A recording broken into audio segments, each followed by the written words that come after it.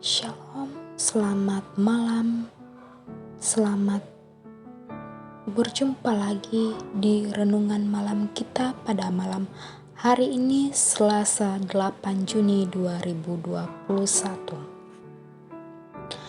Pembacaan kita pada malam hari ini terambil dalam kitab Lukas 11 ayat 14 sampai 23.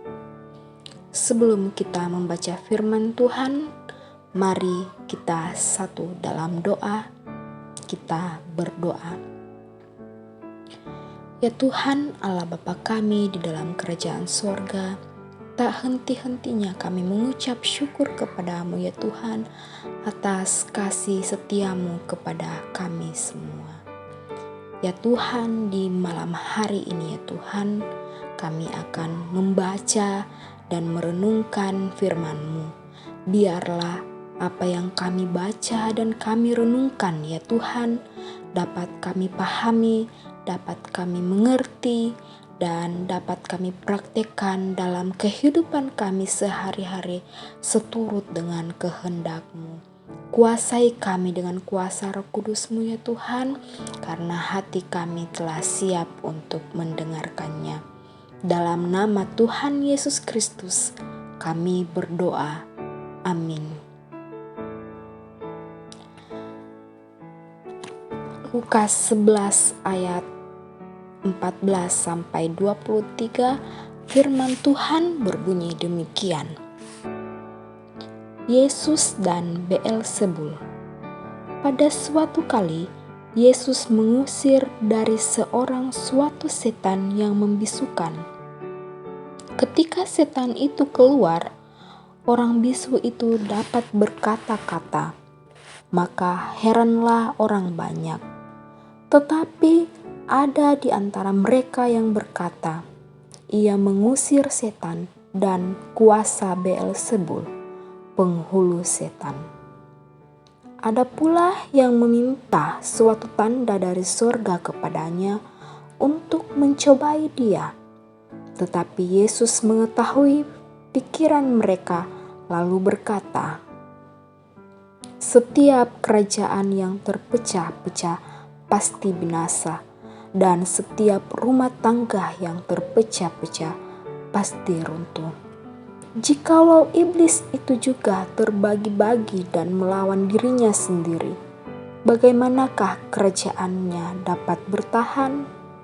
Sebab kamu berkata bahwa aku mengusir setan dengan kuasa Beelzebul. Jadi jika aku mengusir setan dengan kuasa Beelzebul, dengan kuasa apakah pengikut-pengikutmu mengusirnya? Sebab itu merekalah yang akan menjadi hakimmu. Tetapi jika aku mengusir setan dengan kuasa Allah, maka sesungguhnya kerajaan Allah sudah datang kepadamu. Apabila seorang yang kuat dan yang lengkap bersenjata menjaga rumahnya sendiri, maka amanlah segala miliknya. Tetapi jika seorang yang lebih kuat daripadanya menyerang dan mengalahkannya, maka orang itu akan merampas perlengkapan senjata yang diandalkannya dan akan membagi-bagikan rampasannya. Siapa tidak bersama aku, ia melawan aku, dan siapa tidak mengumpulkan bersama aku, ia mencerai-beraikan. Nah, manusia pada umumnya berjiwa pemberani, pantang menyerah ketika menghadapi musuh atau tantangan. Tapi jika kita bicara setan atau hantu, banyak yang ketakutan. Takut keluar rumah, bahkan ada yang takut masuk ke kamar mandi. Nah, mengapa demikian? Karena setan dianggap makhluk yang mengerikan. Siapapun yang diserangnya akan menderita. Hidupnya tidak karuan, bahkan tersiksa.